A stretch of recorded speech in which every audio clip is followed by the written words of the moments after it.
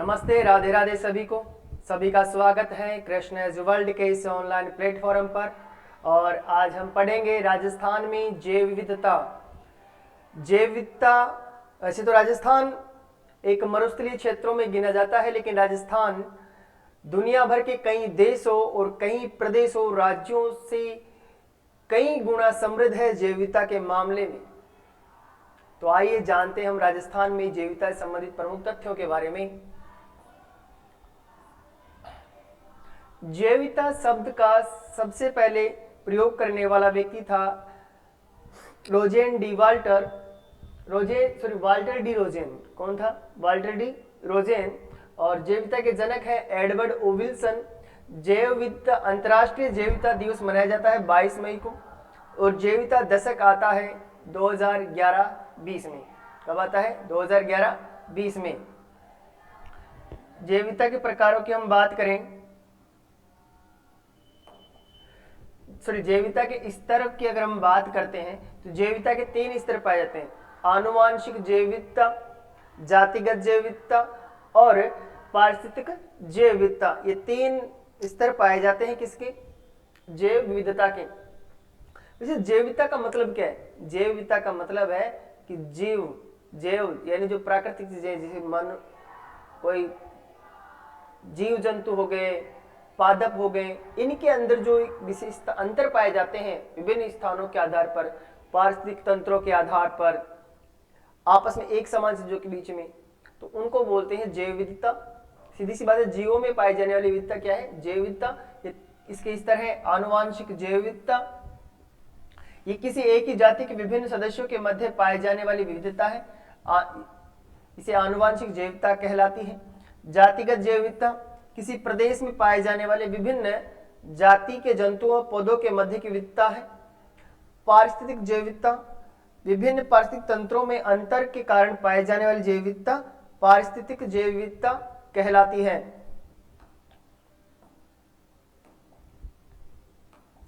जैव विविधता के प्रकार की बात करें, जैव विविधता के 3 प्रकार होते हैं: अल्फा, बीटा और गामा। अल्फा, बीटा और गामा कौन से होते हैं? अल्फा, बीटा और गामा। अल्फा होती है स्थानीय स्तर पर। अल्फा कौन से स्तर पर होती है? स्थानीय स्तर पर। बीटा जो होती है वो देश या प्रदेश के स्तर पर पाई जाती है। और जो गामा है ये वैश्विक स्तर की जैव विविधता होती है। वैश्विक स्तर की जैव विविधता गामा होती है। स्थानीय स्तर की अल्फा, प्रदेश और राष्ट्र के स्तर की बीटा बोलेंगे, और वैश्विक स्तर पर पाए जाने वाली क्या बोलेंगे? गामा। हालांकि वैश्विक में ये दोनों शामिल है। सबसे छोटे क्षेत्र में पाए जाने वाली को अल्फा बोलेंगे, फिर उसे बड़े क्षेत्र में विविधता पाई जाती है उसको बीटा बोलेंगे, और दुनिया भर में जितनी जैव विविधता पाई जाती है उसको बोलेंगे वैश्विक स्तर की जैव विविधता, यानी गामा बोलेंगे उसको। अल्फा जैव विविधता स्थानीय स्तर पर पाए जाने वाली जीव जंतु और पादपों की विविधता है ये। बीटा जैव विविधता किसी राष्ट्र या अपेक्षाकृत बड़े क्षेत्र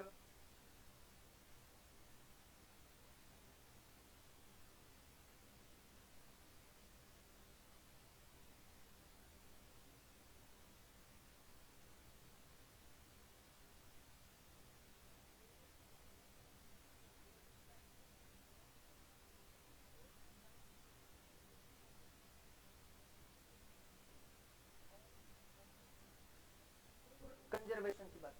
अंतः स्थानीय संरक्षण का मतलब होता है कि जीवों व पादपों का संरक्षण प्राकृतिक आवासों पर होता है। उनके प्राकृतिक आवासों पर किया जाता है संरक्षण। उनके प्राकृतिक आवासों पर किया जाता है। बहिर्स्थानों का मतलब इनका जो संरक्षण है, यानी जीवों पादपों का संरक्षण प्राकृतिक आवासों से दूर किया जाता है। प्राकृतिक आवासों से दूर किया जाता है। एक संस्था है WWF। कौन सी है? WWF है wild life fund for nature, इसको क्या बोलेंगे? विश्व वन्य जीवन कोष, विश्व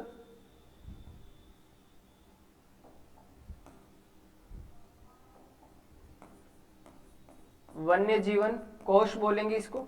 इसकी स्थापना होती है 1961 के अंदर और ये IUCN का सहायक संगठन है। IUCN का क्या है? सहायक संगठन। IUCN का सहायक संगठन है ये, ठीक है। इसका मुख्यालय ग्लांड स्विट्जरलैंड में है। प्रतीक इसका सफेद पांडा है। 1973 में हमारे यहाँ पर टाइगर प्रोजेक्ट की शुरुआत होती है। उस टाइगर प्रोजेक्ट के अंदर हमारी गवर्नमेंट की हेल्प करने वाला अगर कोई था तो वो WWF था। कौन था? WWF। IBP एक इंस्टीट्यूट है, मतलब हाँ, कार्यक्रम चलाता है। ये इंटरनेशनल बायोलॉजिकल प्रोग्राम है, यानी अंतर्राष्ट्रीय जैविक कार्यक्रम, अंतर्राष्ट्रीय जैविक कार्यक्रम। इसकी स्थापना 1963 में होती है। ये काम क्या करता है? जितने भी इंस्टीट्यूट दुनिया भर के अंदर, जितनी भी संस्थाएं दुनिया भर में कंजर्वेशन का काम कर रही है, संरक्षण का काम कर रही है दुनिया भर में, उनको टेक्निकल सपोर्ट देता है। ये क्या देता है? टेक्निकल सपोर्ट, यानी तकनीकी सहायता देता है। क्या देता है? उनको तकनीकी सहायता उपलब्ध करवाने वाला अगर कोई इंस्टीट्यूट है तो वो कौन सा है? IBP। कौन सा है? IBP। 1963 में इसकी स्थापना होती है। Red data book, red data book क्या है? एक पुस्तक है, प्रतिवर्ष प्रकाशित की जाती है। प्रतिवर्ष प्रकाशित की जाती है। प्रकाशित कौन करेगा? IUCN। कौन करेगा? IUCN, अंतर्राष्ट्रीय प्रकृति संरक्षण संघ, ये करेगा, ठीक है। कौन से जीव आते हैं इसमें? ऐसे जीव जंतु जो खतरे के निशान पर हैं अथवा संकटापन्न है, ठीक है।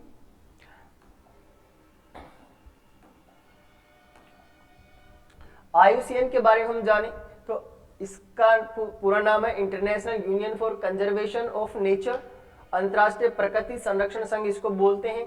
इसकी स्थापना होती है 1948 में। कब होती है? 1948 में। ये काम क्या करता है? तो सबसे पहले तो रेड डाटा बुक प्रकाशित करता है। क्या करता है? रेड डाटा बुक प्रकाशित करता है, ठीक है। विश्व भर की विलुप्त प्राय और संकटग्रस्त लुप्त प्राय प्रजातियों की सूची इसमें दी जाती है रेड डाटा बुक में। प्राकृतिक संसाधनों की निगरानी रखने का काम भी कौन करता है? IUCN। कौन करता है? IUCN करता है।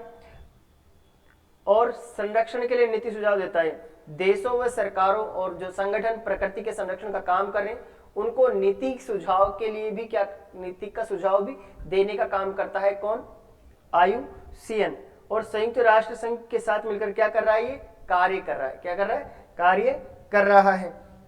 इसके कई कार्यक्रम है, जैसे UNEP है, UNDP है, इनका पार्टनर है ये।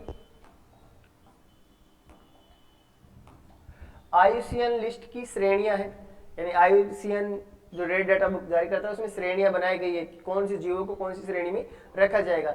एक श्रेणी है एक्सटिंक्ट, जिसको EX बोलते हैं। इसका मतलब है लुप्त, ऐसे जीव जो लुप्त हो चुके हैं, पृथ्वी पर उनका कोई सदस्य नहीं है। एक्सटिंक्ट इन द वाइल्ड, अब ऐसे जीव जंतु जो जंगलों से तो क्या हो चुके हैं? लुप्त हो चुके हैं। केवल कहां पर है? या तो वो कैद कर रखा है, चिड़ियाघरों में है। क्रिटिकली इंडेंजर्ड, यानी अत्यंत संकटग्रस्त हैं, ये विलुप्त होने के बहुत अधिक खतरे में है। इंडेंजर्ड, ये संकटग्रस्त हैं, इनकी प्रजाति तेजी से घट रही है। वल्नरेबल, असुरक्षित है, भविष्य में संकटग्रस्त होने की संभावना है। नियर थ्रेटन्ड, निकट संकटग्रस्त, अभी सुरक्षित है लेकिन खतरा बढ़ रहा है। लीस्ट कंसर्न, कम चिंता वाली बात है, पर्याप्त संख्या में मौजूद है ये। डाटा डेफिशिएंट, इनके बारे में हमें डाटा उपलब्ध नहीं है, जानकारी नहीं है। नॉट इवैल्यूएटेड, और इनमें कईयों का मूल्यांकन ही नहीं हुआ अभी तक।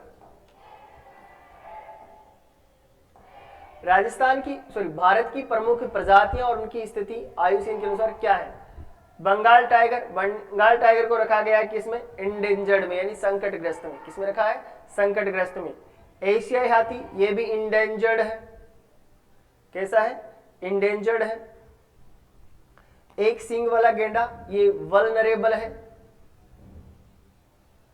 शेर ये भी इंडेंजर्ड है। हिमतेंदुआ वल्नरेबल है। लाल पांडा इंडेंजर्ड है। गंगा डॉल्फिन इंडेंजर्ड है। ब्लैक बग लीस्ट कंसर्न यानी कम चिंता वाली बात है, पर्याप्त संख्या में भी मौजूद है। मोर भी हमारे पास पर्याप्त संख्या में मौजूद है, लेकिन संख्या क्या हो रही है, घट रही है।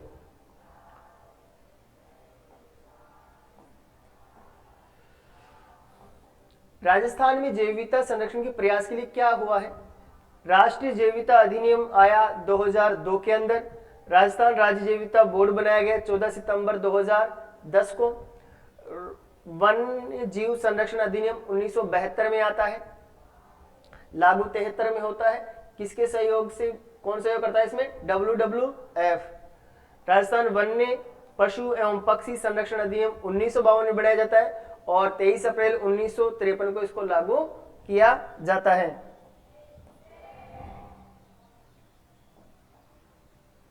राजस्थान की प्रमुख जैविक पार्कों की हम बात करें तो प्रमुख जैविक पार्क देख लेते हैं कौन कौन से।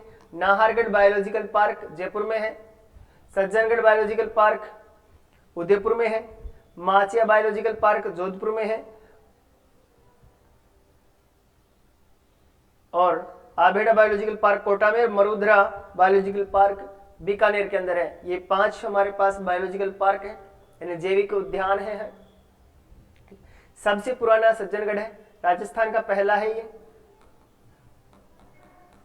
राजस्थान का पहला ये है। दूसरा माचिया है, दूसरा कौन सा है? माचिया, ये सेकंड है हमारा। दूसरा कौन सा है हमारा? माचिया बायोलॉजिकल पार्क है। फिर आभेड़ा है और मरुधरा है।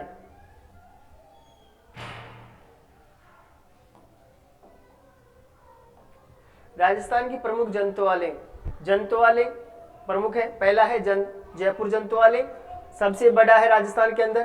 पहला है 1876 में इसको बनाया गया था, इसकी स्थापना हुई। राम सिंह द्वितीय ने बनाया था और रामनिवास बाग में, जयपुर रामनिवास बाग में बना हुआ है। घड़ियालों और मगरमच्छों का प्रजनन केंद्र है ये। घड़ियालों और मगरमच्छों का क्या है? प्रजनन केंद्र है। उदयपुर जंतुआलय 1878 में बना गुलाब बाग में और स्वरूप सिंह ने बनाया ये। बीकानेर जंतुआलय 1922 से बंद है, ये 1922 में बना था, वर्तमान में बंद है। कोटा जंतुआलय 1954 में बना था, राजस्थान का सबसे नवीनतम है। जोधपुर जंतुआलय 1936 में बना। माचे सफारी पार्क में इसके कई सारे जीवों को क्या कर दिया गया है? स्थानांतरित। गोडावण का कृत्रिम प्रजनन यहां पर करवाया जाता है।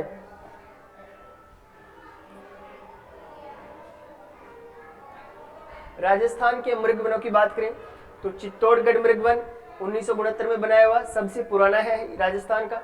सज्जनगढ़ मृग वन 1985 में बना। पुष्कर मृग वन पचकुंड अजमेर में है। अशोक विहार जयपुर में है, 1986 में बना। संजय उद्यान 1986 में बना, शाहपुरा जयपुर के अंदर है। अमृता देवी मृग वन 1994 में बना, केजड़ली जोधपुर के अंदर है।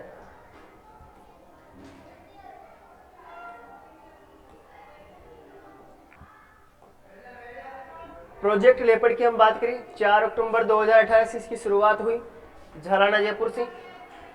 पैंथर लेपर्ड के संरक्षण हेतु ये परियोजना लेकर आए थे। भारत की पहली लेपर्ड सफारी शुरू की गई है झालाना जयपुर के अंदर। प्रोजेक्ट में शामिल जो वन्य जीव क्षेत्र वो है बस्सी, शेरगढ़, जवाई कंजर्वेशन, झालाना आमागढ़ रिजर्व, सुंधा माता कंजर्वेशन, खेतड़ी कंजर्वेशन और जयसमंद कुंभलगढ़। जयसमंद भी है और कुंभलगढ़ भी। 2022 से आमागढ़ में भी लेपर्ड सफारी की जा रही है। तो अभी जयपुर में ही लेपर्ड सफारी है, एक झालाना में और दूसरी कहां पर है? आमागढ़ के अंदर।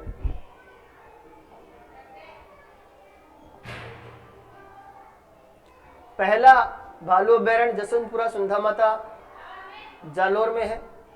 कैलाश सांखला वन्यजीव संरक्षण पुरस्कार वन्यजीव संरक्षण में उत्कृष्ट कार्य करने वालों को दिया जाता है। इसमें 50,000 रुपए और एक प्रशस्ति पत्र दिया जाता है।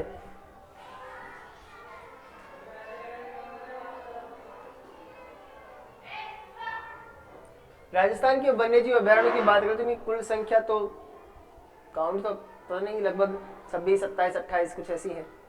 तो अपन मान लेते हैं इनको, छोड़ो इसके। कुछ याद करने के तरीके हैं हमारे पास। हमने जो अभ्यारण्य है इनको इनके भौतिक प्रदेशों के आधार पर थोड़े से डिवीजन किया इनका, ताकि याद करने में आसानी रहे।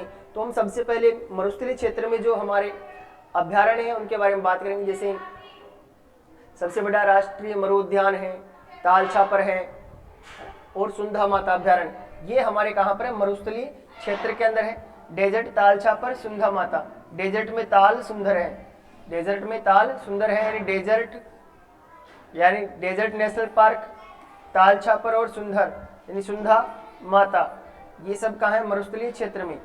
जैसलमेर बाड़मेर में डेजर्ट नेशनल पार्क है। चूरू के अंदर ताल छापर है।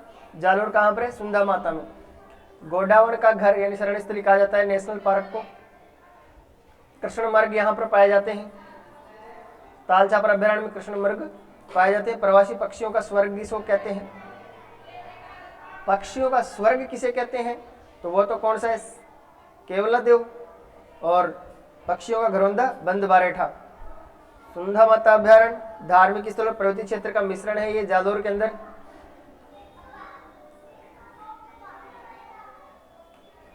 अरावली पर्वतीय क्षेत्र, यहाँ वनस्पति अधिक और पहाड़ी जीव पाए जाते हैं। इधर कुंभलगढ़ है, टोडगढ़ रावड़ी है, माउंट आबू है, फुलवारी की नाल है। कुंभलगढ़ राजसमंद में है, टोडगढ़ रावड़ी अजमेर राजसमंद और पाली में है, माउंट आबू सिरोही में, फुलवारी की नाल उदयपुर के अंदर है। ट्रिक है इसकी, कुंभा का टोडा आबू में फूला। कुंभा का टोडा आबू में फूला। कुंभलगढ़, टोडगढ़, आबू में माउंट आबू और फुल्ला मतलब फुलवारी की नाल, ये सब अरावली क्षेत्र में है। इनको याद रखने की जरूरत नहीं है, आप तो ये जगह ध्यान रखो कि कौन सा कहाँ है।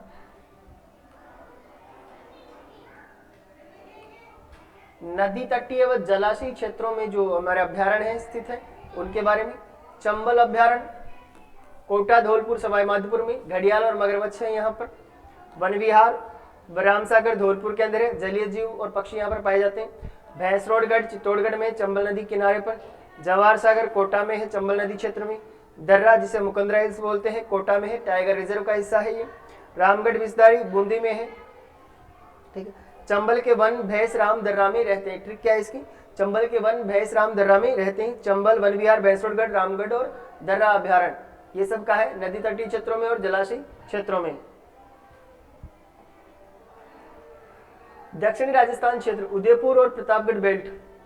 सीता माता अभ्यारण्य प्रतापगढ़ में है। फ्लाइंग सिक्वेरियन उड़न गिलहरी यहाँ पर पाई जाती है। कौन सी गिलहरी पाई जाती है यहाँ पर?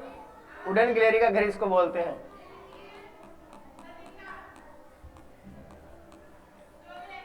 उड़न गिलहरी यहाँ पर पाई जाती है। जयसमंद अभ्यारण्य उदयपुर में है। झील क्षेत्र के संरक्षण के लिए इसको बनाया गया है। मगरमच्छ है इसमें। बिसलपुर है टोंक के अंदर, बांध क्षेत्र का संरक्षण करने के लिए इसको बनाया गया। सीता जयसमंद में बसी, ये इसकी ट्रिक है। पूर्वी राजस्थान क्षेत्र में, जिसमें जयपुर, भरतपुर, करौली वाली बेल्ट आती है, उसमें कौन कौन से हैं? करौली, फिर केवलादेव। भरतपुर के अंदर विश्व धरोहर स्थल हमारी बंद बारेठा भरतपुर में, जल पक्षियों के अंदर है। नाहरगढ़ जयपुर में है। केला देवी करौली में है। जमवा रामगढ़ जयपुर में है। केवल बांध नाहर केला के राम, केवल बांध नाहर केला के राम, केवलादेव, बांध बारेठा, नाहरगढ़, केला देवी और रामगढ़।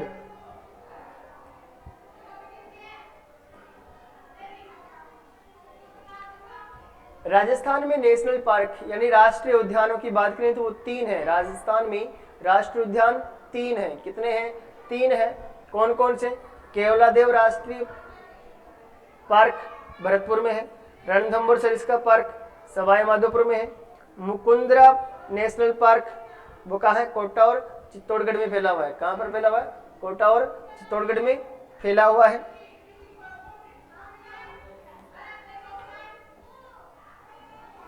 हम बात करें अब सैंक्चुरीज यानी अभ्यारण्यों की। अभ्यारण्यों की बात करें हम तो हमारे यहाँ पर अभ्यारण्य कई सारे हैं। बंद बारेठा वन्य जीव अभ्यारण्य भरतपुर के अंदर है। बस्सी वन्य जीव अभ्यारण्य चित्तौड़गढ़ में है। भैंसरोडगढ़ वन्यजीव अभ्यारण्य चित्तौड़गढ़ में है। दर्रा अभ्यारण्य कोटा और झालावाड़ में है।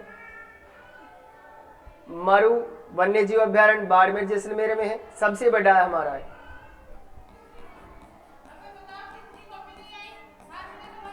सबसे बड़ा है। फुलवारी की नाल वन्यजीव अभ्यारण्य उदयपुर में है। ये जयसमंद वन्यजीव अभ्यारण्य उदयपुर में है। जमुआ रामगढ़ वन्यजीव अभ्यारण्य जयपुर में है। जवाहर सागर वन्यजीव अभ्यारण्य कोटा बूंदी और चित्तौड़गढ़ में है। केला देवी वन्यजीव अभ्यारण्य करौली सवाई माधोपुर में है। केसरबाग ये धौलपुर के अंदर है। कुंभलगढ़ वन्यजीव अभ्यारण्य उदयपुर राजसमंद पाली में है। माउंट आबू वन्यजीव अभ्यारण्य सिरोही के अंदर है। नाहरगढ़ वन्यजीव अभ्यारण्य जयपुर में है।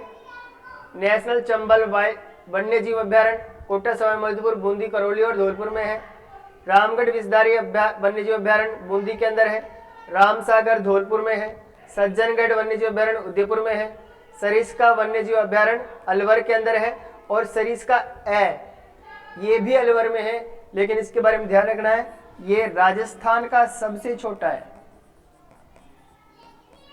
राजस्थान का सबसे छोटा, राजस्थान का सबसे छोटा अभ्यारण्य कौन सा है? सरिस्का सवाई मानसिंह वन्यजीव अभ्यारण्य ये सवाई माधोपुर के अंदर है। शेरगढ़ वन्यजीव अभ्यारण्य बारा में है। सीता माता वन्यजीव अभ्यारण्य चित्तौड़गढ़ और उदयपुर में है। हालांकि प्रतापगढ़ में है ये, पर ये चूंकि गवर्नमेंट की वेबसाइट से है। तालछापर वन्यजीव अभ्यारण्य चुरू में है। टोडगढ़ रावड़ी वन्यजीव अभ्यारण्य अजमेर पाली राजसमंद में है। वन विहार वन्यजीव अभ्यारण्य धौलपुर में है। और सवाई माधोपुर वन्यजीव अभ्यारण्य सवाई माधोपुर में है। राजस्थान के अभ्यारण्यों की तुलना हम उनके क्षेत्रफल के आधार पर करते हैं। तो क्षेत्रफल की दृष्टि से बड़े अभ्यारण्य हमारे राष्ट्रीय मरु उद्यान, डेजर्ट अभ्यारण्य, कुंभलगढ़, केला देवी, चंबल और फुलवारी की नाल। कौन सा है? फुलवारी की नाल अभ्यारण्य है। राष्ट्रीय मरु उद्यान सबसे बड़ा है हमारा। उसके बाद में केला देवी अभ्यारण्य, फिर कुंभलगढ़ है, फिर राष्ट्रीय चंबल घड़ियाल अभ्यारण्य है और फिर फुलवारी की नाल अभ्यारण्य है। क्षेत्रफल की दृष्टि से छोटे अभ्यारण्यों की बात करें, सबसे छोटा सरिस्का है 3.1 वर्ग किलोमीटर में, फिर सज्जनगढ़ है, फिर तालछापर है, फिर केसरबाग है, फिर वन विहार है।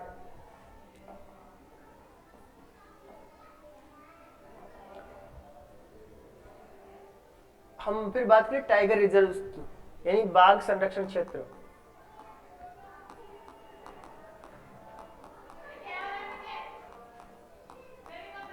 बाघ संरक्षण क्षेत्र, तो बाघ संरक्षण क्षेत्र हमारे रणथंभौर टाइगर रिजर्व है।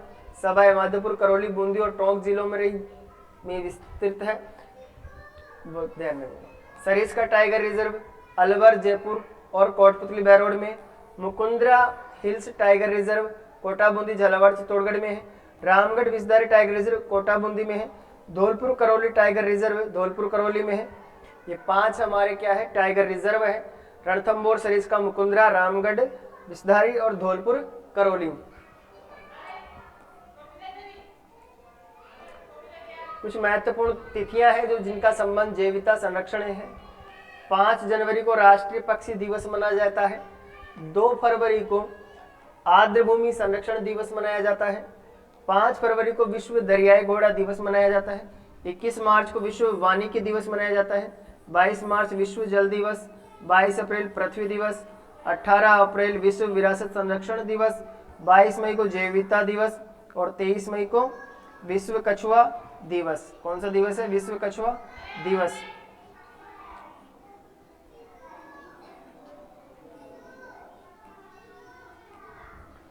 एक जून को विश्व प्रवाल भित्ति दिवस मनाया जाता है।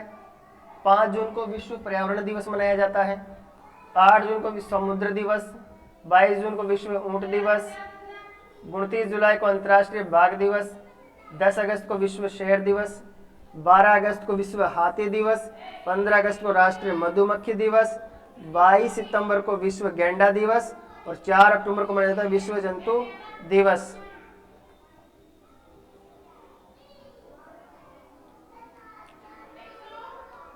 इनमें से कई हम पढ़ चुके, फिर पढ़ लेते हैं। विश्व वेटलैंड दिवस यानी आर्द्रभूमि दिवस 2 फरवरी को। वन्य जीव 3 मार्च, ये ध्यान रखोगे, वाइल्ड लाइफ डे।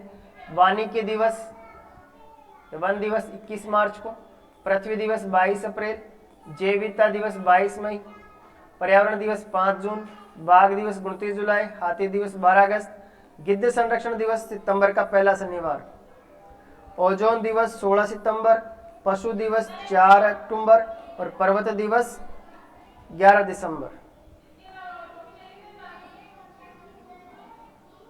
अब हम इनको थोड़ा सा ऐसे क्रम से याद करने की कोशिश करते हैं, महीनों के बढ़ते हुए क्रम में।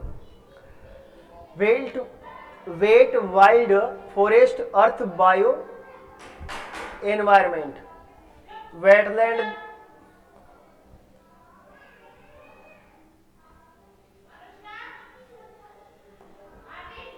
वेटलैंड यानी आर्द्रभूमि दिवस। वाइल्ड लाइफ वन्य जीव। फॉरेस्ट वानिकी दिवस। अर्थ पृथ्वी दिवस। बायोडाइवर्सिटी दिवस। इन्वायरमेंट दिवस यानी पृथ्वी दिवस। वेटलैंड आर्द्रभूमि। Wet wild forest earth bio environment. Wet wild forest earth bio environment 2, 3, 21, 22, 22, 5। 2, 3, 21, 22, 22, 5। 2 फरवरी वेटलैंड दिवस यानी आर्द्रभूमि दिवस। 3 मार्च को वन्य जीवन दिवस। 21 मार्च को वानिकी दिवस। 22 अप्रैल पृथ्वी दिवस। 22 मई बायोडाइवर्सिटी जैविकता दिवस।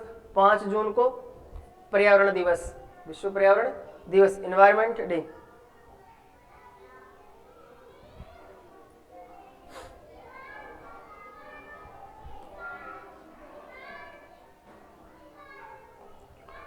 अब जानवरों वाले भी कुछ दिवस हमारे, जैसे बाघ दिवस, हाथी दिवस, गिद्ध दिवस और पशु दिवस। ठीक है, तो बाघ हाथी गिद्ध पशु, बाघ हाथी गिद्ध पशु सब कुछ चाहिए संरक्षण का अनुशासन। बाघ हाथी गिद्ध पशु 29 जुलाई, 12 अगस्त, सितंबर का पहला शनिवार और 4 अक्टूबर।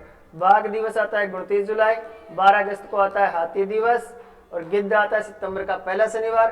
पशु दिवस आता है 4 अक्टूबर। पशु दिवस कब आता है? 4 अक्टूबर।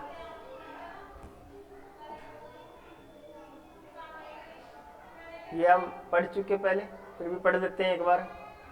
ओजोन पर्यावरण जुड़े दिवस, शेष दिवस। ओजोन पर्वत पर संतुलन। ओजोन दिवस 16 सितंबर, पर्वत दिवस 11 दिसंबर। ठीक, ये ध्यान रखोगे आप। 2 फरवरी वेटलैंड आर्द्रभूमि दिवस। 3 मार्च को वाइल्ड लाइफ वन्य जीवन। 21 मार्च वानिकी दिवस। 22 अप्रैल पृथ्वी दिवस। 22 मई जैविकता दिवस। 5 जून पृथ्वी दिवस। 29 जुलाई बाघ दिवस। 12 अगस्त हाथी दिवस। सितंबर का पहला शनिवार गिद्ध दिवस, गिद्ध संरक्षण दिवस। 16 सितंबर को ओजोन दिवस। 4 अक्टूबर को एनिमल पशु दिवस और 11 दिसंबर को पर्वत दिवस। राजस्थान की रामसर साइट 4 है, सांभर, केवलादेव, खिंचन और मेनार। सांभर, केवलादेव, खिंचन और मेनाल। ठीक है ना। सांभर झील को 1990 में, केवलादेव को 1981 में और खिंचन और मेनार को 2025 में रामसर साइट घोषित किया गया है। राजस्थान में 4 है। की 2 ऐसी साइट्स हैं जो मॉन्ट्रेक्स रिकॉर्ड में शामिल हैं। ठीक है, यानी मॉन्ट्रेक्स रिकॉर्ड में आर्द्र भूमि को शामिल किया जाता है जो मानवीय क्रियाओं के कारण प्रतिकूल प्रभाव पड़ रहा है उनके ऊपर। ठीक है, इसमें केवलादेव घना राष्ट्रीय पक्षी उद्यान है और लोकटक झील मणिपुर की है। महत्वपूर्ण तथ्य, राजस्थान राज्य जैव विविधता बोर्ड की स्थापना 14 दिसंबर 2010 को की गई। राजस्थान में जैव विविधता पार्क गमधर वन क्षेत्र जयपुर में है। राजस्थान का सबसे बड़ा संरक्षित क्षेत्र शाहबाद के जंगल है। सबसे छोटा क्षेत्र रोटू संरक्षित क्षेत्र नागौर है। सबसे पुराना बिसलपुर टोंक है।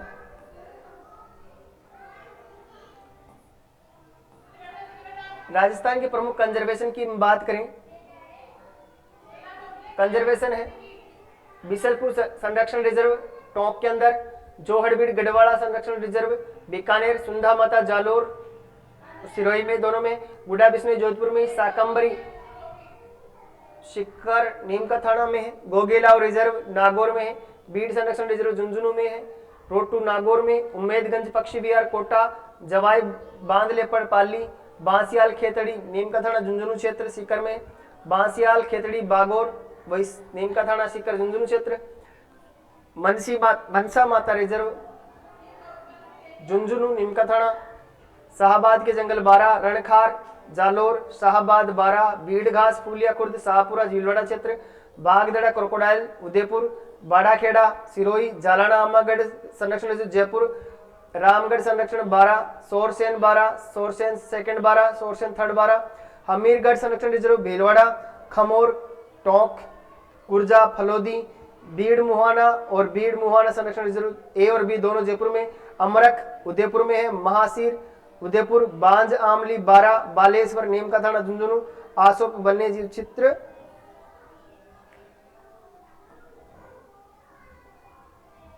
भीलवाड़ा के अंदर है। आज की हमारी क्लास यही समाप्त होती है।